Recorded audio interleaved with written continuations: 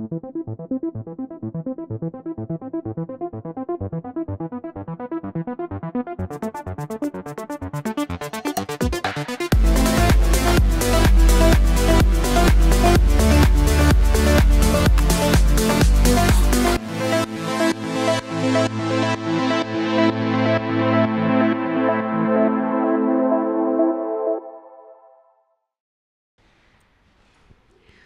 à tous, nous nous retrouvons aujourd'hui sur un nouveau plateau télé consacré au Festival du mois de la photo.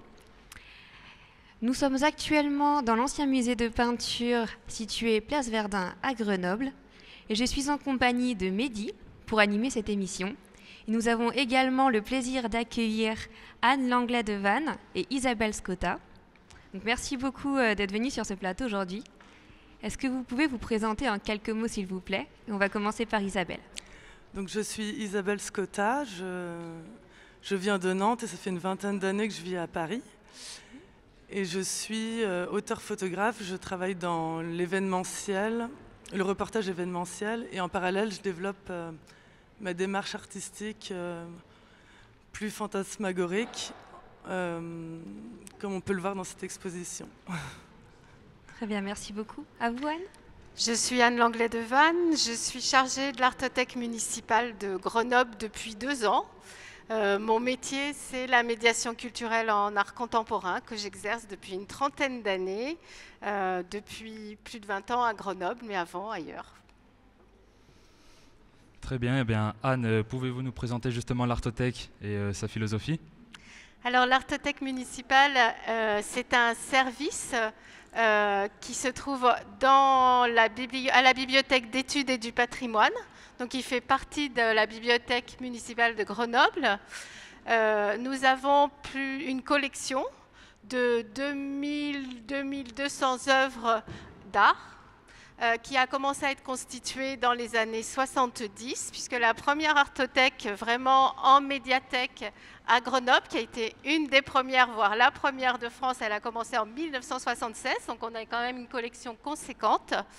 Et ce qu'il faut dire, ce qui est très très important, c'est que ces œuvres d'art, toutes numérotées et authentifiées par les artistes, eh bien, elles sont en prêt. Chaque personne qui a sa carte d'abonné à la bibliothèque peut venir emprunter 3 œuvres pour 3 mois. Et ce service est entièrement gratuit, comme l'accès aux bibliothèques et la carte d'abonnement à la bibliothèque de Grenoble. Super, eh ben, merci beaucoup. Et du coup, quand l'artothèque a été créée, quel était un petit peu le but derrière? Est-ce que c'était plutôt, par exemple, de faire sortir les œuvres des musées pour les mettre à la disponibilité de tout le monde? La philosophie des artothèques, depuis le début, l'idée, c'est peut-être pas tant de faire sortir les œuvres des musées que de permettre effectivement à tout un chacun d'avoir près de chez soi et de faire rentrer chez soi des œuvres d'art et de diffuser. Et c'est dans les grands moments des années 70 et 80 où, notamment en France, il y a eu une grande vague de diffusion sur le territoire national de l'art contemporain, évidemment la photographie. Pour nous, notamment à l'Artothèque de Grenoble, dès le début, on en faisait partie. D'accord, merci beaucoup en tout cas, très intéressant. Et du coup maintenant une question pour Isabelle. Donc on aurait aimé savoir un petit peu qu'est-ce qui vous a poussé à être photographe? Alors moi, je me suis toujours intéressée à l'image, à la peinture. J'ai été graphiste aussi. Et c'est vraiment un cours auquel j'ai assisté en 2012 avec une photographe qui s'appelle Annick Maroussi. Et donc elle m'a vraiment appris la technique, mais aussi elle avait une certaine sensibilité. Elle m'a fait découvrir des artistes photographes comme Dolores Mara. Et ça m'a complètement fascinée. Et depuis ce cours en 2012, j'ai jamais arrêté la photo. En fait. Donc c'est un peu grâce à elle. En fait. D'accord, génial. Et du coup, quelle est votre pratique? Quel genre d'appareil vous utilisez? Du coup, vous nous aviez dit que vous avez déjà une esthétique un petit peu fantasmagorique. Est-ce que vous pouvez peut-être développer un petit peu Donc je travaille uniquement en numérique couleur. avec une focale fixe de 50 mm pour être toujours très proche de mon sujet. Je travaille uniquement à l'aube ou la nuit et de manière assez quotidienne. Genre même là à Grenoble, j'ai fait des photos hier soir par exemple. D'accord, super. Merci beaucoup. Et donc, par rapport à l'exposition, vous avez réalisé l'exposition Laura pour le mois de la photo, ou bien vous avez sélectionné vos photos en amont pour l'appel à projet? Alors, au départ, j'avais 3 séries photographiques. Une qui a été réalisée sur les îles du Frioul à Marseille. Une autre à Royan, parce que c'est une ville très années 50, un peu rétro-futuriste. Et le reste, c'était plutôt dans la maison familiale, l'enfance. Et on a réuni tout ça pour faire comme une seule mémoire, en fait. Un seul conte, une seule histoire. Et du coup, c'est... En fait, avec Claire Nicolas, on a vraiment travaillé à cette nouvelle scénographie. Et même le titre n'existait pas. Et justement, par rapport à la scénographie, quelle était l'idée derrière? C'était de faire quelque chose de très labyrinthique, un peu comme un Alice au pays des merveilles. On rentre dans les couloirs, on s'y perd, on ne sait pas trop où on est. On est dans un huis clos, c'est très... ou dans une maison. Enfin... Mais c'était un peu cette idée de labyrinthe et de mémoire, du coup.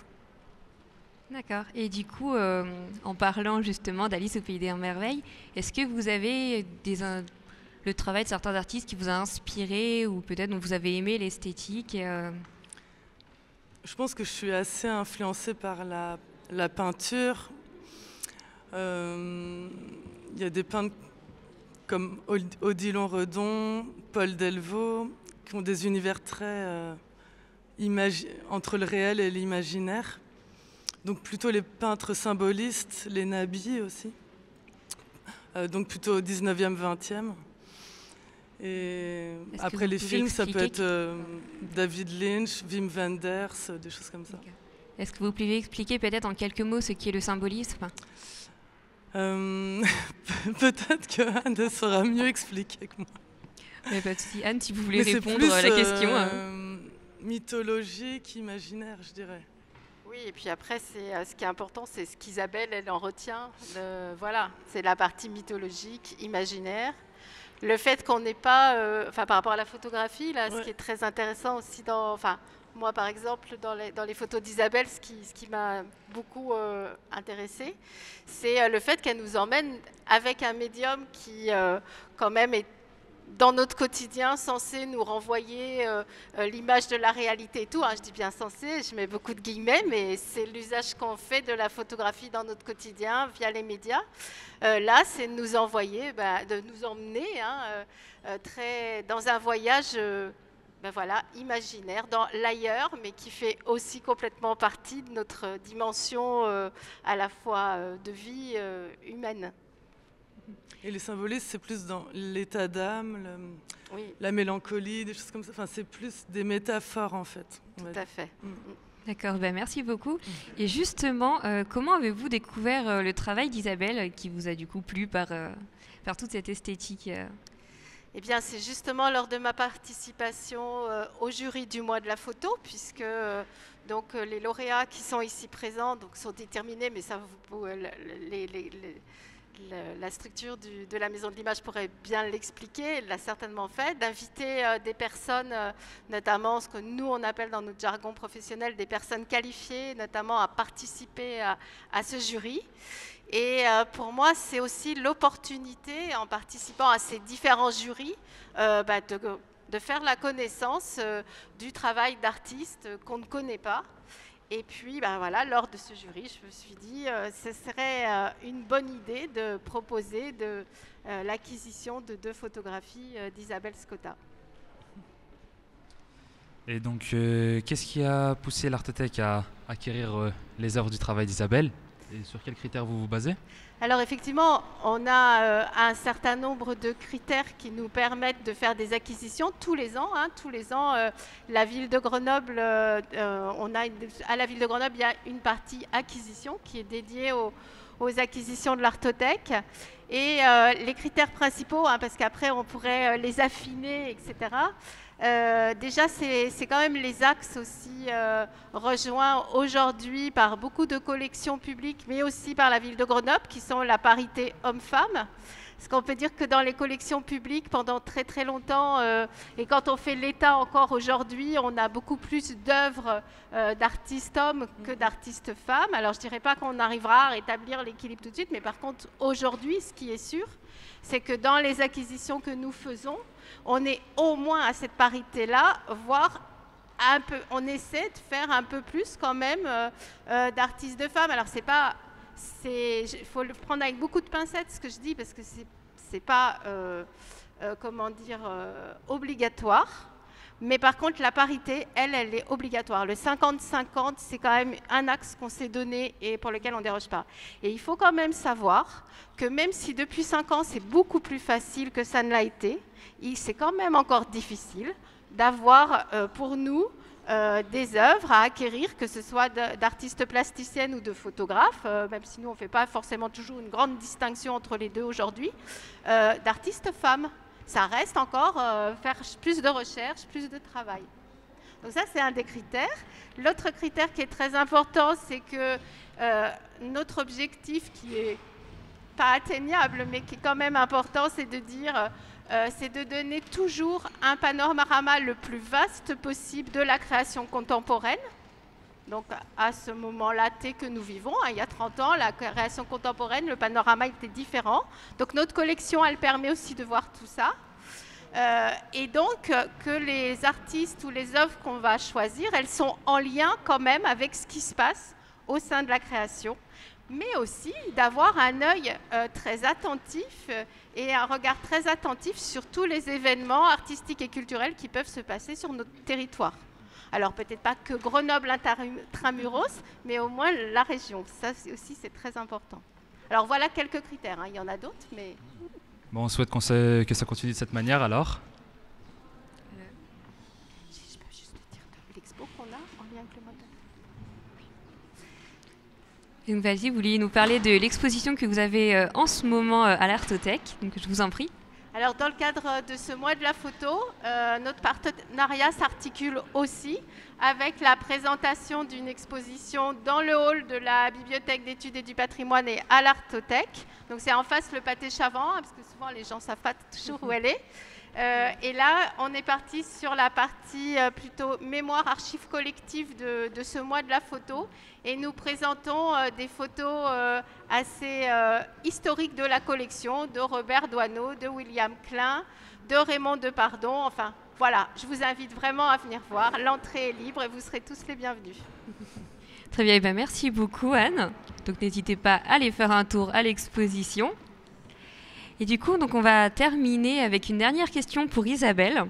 Et quelle a été votre réaction quand vous avez su que certaines de vos œuvres allaient être mises à disposition à l'Artothèque?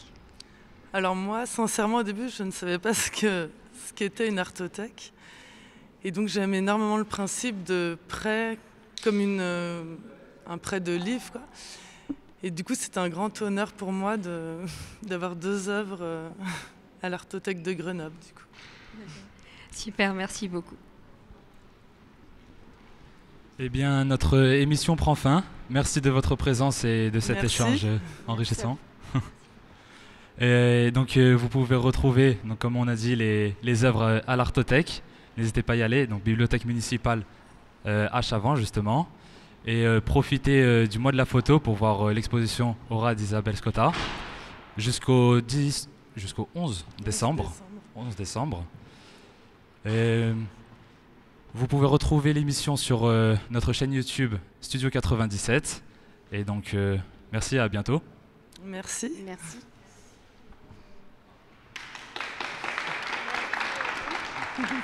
Bravo.